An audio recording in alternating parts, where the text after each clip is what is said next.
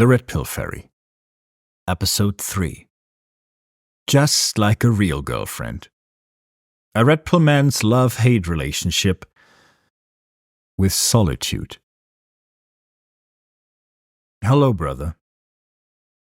Would you go through a full year of depression, muscle pain, joint aches, mood swings, limp, lack of libido, poor sleep, poor focus, or in short, object misery, all as a side effect of a medical treatment intended to reduce acne?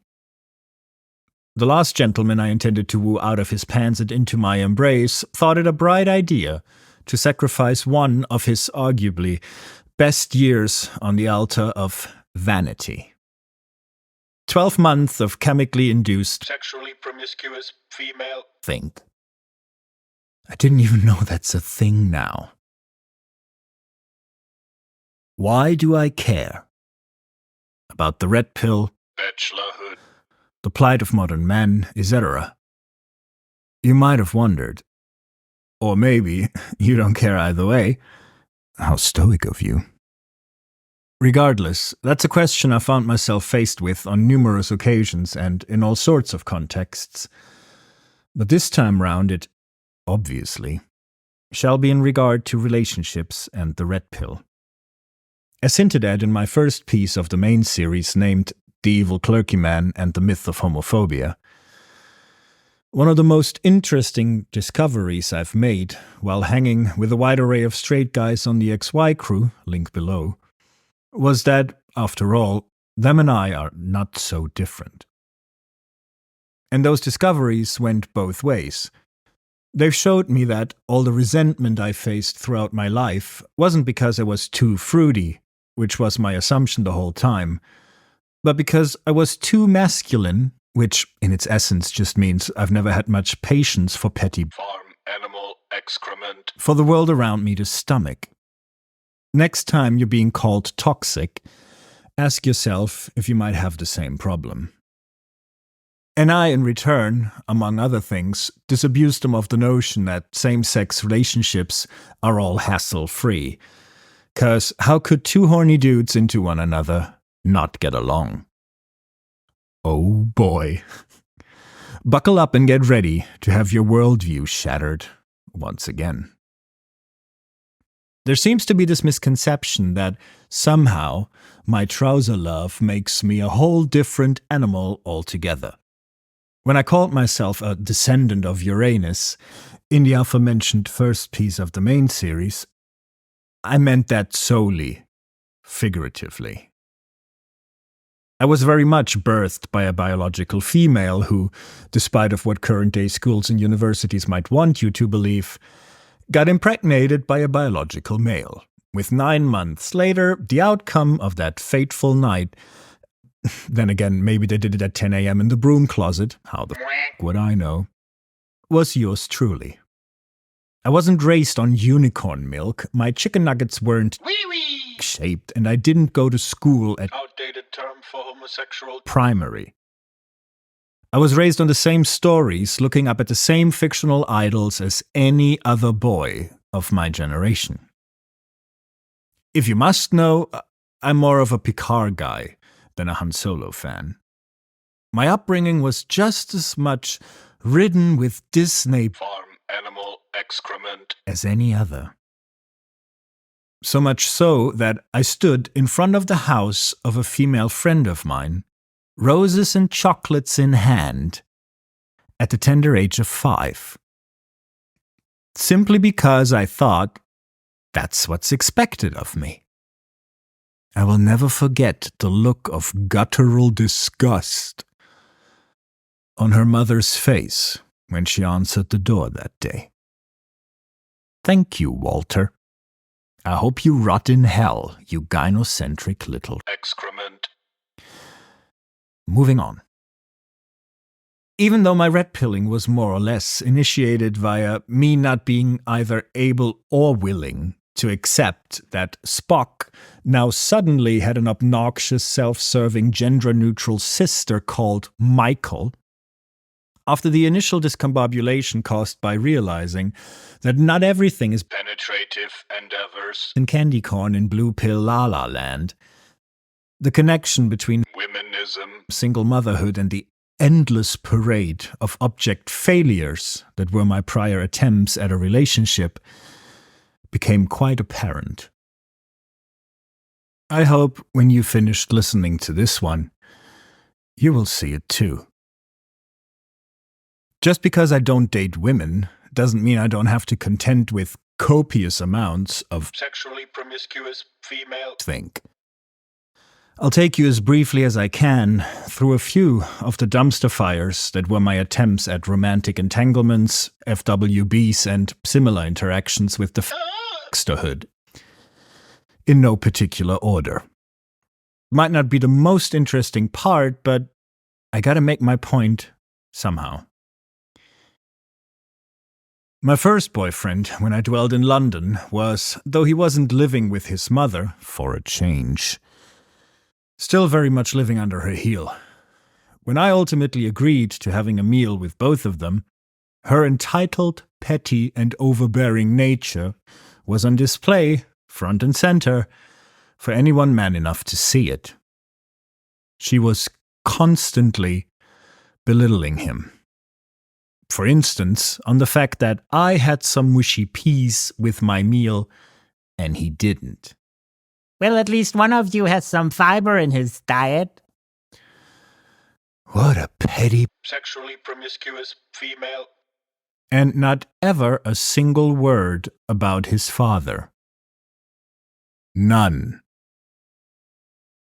The one after that was a whole different level of crazy. Living with his crackpot of a mother in social housing, and not any less malignant and manipulative as her, yet he kept referring to himself and trying to present himself as posh, because he had a job as a shop clerk for Le Creuset. If you're not gay enough to know what that is, they sell overpriced pots and pans. You really don't need tertiary reproductive organs to be delusional. Anyone researching the workings and mechanisms of codependency would have gotten a frickin' field day with the two of us. Oh, and never a single word regarding the whereabouts of his father. None. Another great example was my last attempt at companionship before I finally left the West. A not-so-Great Dane. That one, though, was great practice and the final amount of proof needed to realize the red pill is pure gold, regardless where you stick it. Whenever he turned on the crazy, I just reacted how my mates at XY instructed me to, and it was as pitiful as it was hilarious to watch him dial through the same states and behavioral patterns of excrement, testing, entitlement, and delusion as any garden variety Western female. It was like rewatching an old movie, the ones where the dance of the sexes was still depicted with a modicum of realism. And never a word about his old man. None.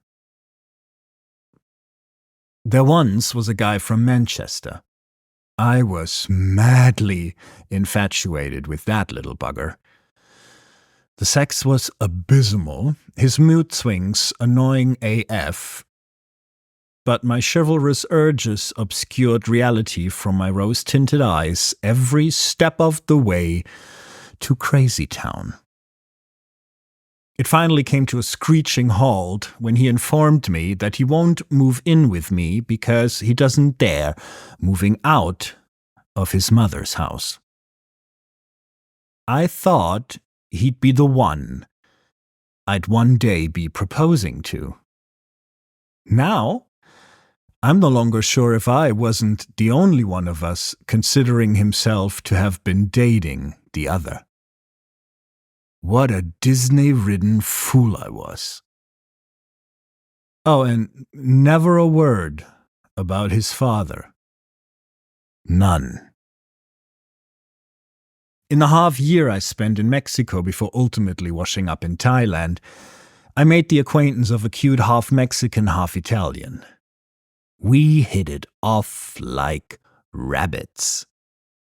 It became apparent very soon that I was his rebound infatuation, as he was currently considering divorcing his husband of 11 years, who, of his own report, hadn't given him any tender caresses or kind words in the last 9 of them. There as well, it becomes clear that infatuation is Mother Nature's little magic trick to melt your brain just enough to assure that intercourse shall commence even when faced with as many red flags as a communist parade. After all, in red pill circles, divorced females are considered damaged goods. For a reason. Yet I held on. Why? Because he did the Cirque du Soleil on my primary reproductive organs and did the dishes without needing to be asked to. What can I say? I'm a man of simple pleasures. He ultimately went back to his hubby. What was that about field days and codependency? Now, as I've been dwelling in Asia for a little while, the first one I met at the Rainbow Beach turned out to be the good old switcheroo of, I usually charge, but I'll do you for my own amusement. Just to keep trying to shame me into giving him money after the fact. The look on his face as I uttered the evil N-word will be familiar to anyone ever having beheld a pouting child. Or female. Sexually promiscuous female. Think on Regulated substances. At least he didn't ask me to subscribe to his OnlyFans. Another one who was all over me the night before suddenly went all cold, dismissive, and even more preoccupied with his phone when he heard me say, "Hey, I paid for ice cream. Can you pay for coffee?" The coffee was great. His behavior afterwards, not so much. Just as entitled as any Western broad with TikTok damage. You go, girl! Away, preferably. I could go on, but even I start to feel like tapping out, and I think I made my point clear enough. So, does any of that sound familiar? I now don't pursue romance anymore. The rules are simple. Keep my sink and my balls empty, and you may dwell in my presence. Turn on Sexually promiscuous female. mode, and you'll be replaced. 'Cause I really don't need a girlfriend. I'm simply not gay enough for that. Excrement. Nowadays, the mere thought of not living alone repulses me.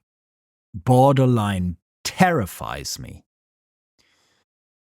'Cause once you've learned to be alone without being lonely, the peace and quiet becomes as addictive as the infatuation used to be.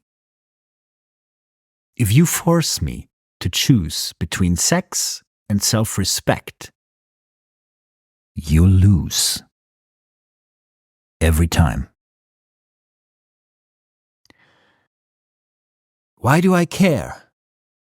Why don't I just close my eyes, block my ears, and enjoy my gay privilege of never having to buy flowers or jump through ridiculous hoops just to get laid? One reason is because I believe that Womenism. or what it should be called, rampant worship, has poisoned the dating pool for all of us. Regardless if you're looking for Mr. or Mrs. right, or Mr. or Mrs. right now. The effects of single motherhood and the demonization of anything and everything masculine have been just as ruinous to gay men as they have been to anyone else, formerly or still, blinded by the farm animal excrement, narrative that we all deserve a happy ending. And it's about time for some pushback. Not with activism, not with becoming as petty, bitter, hateful, and destructive as them.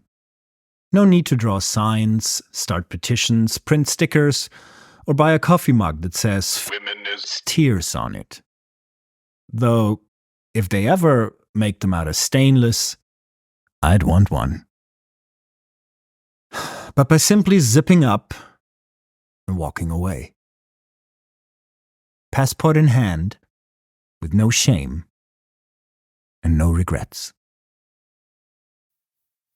Thanks for listening.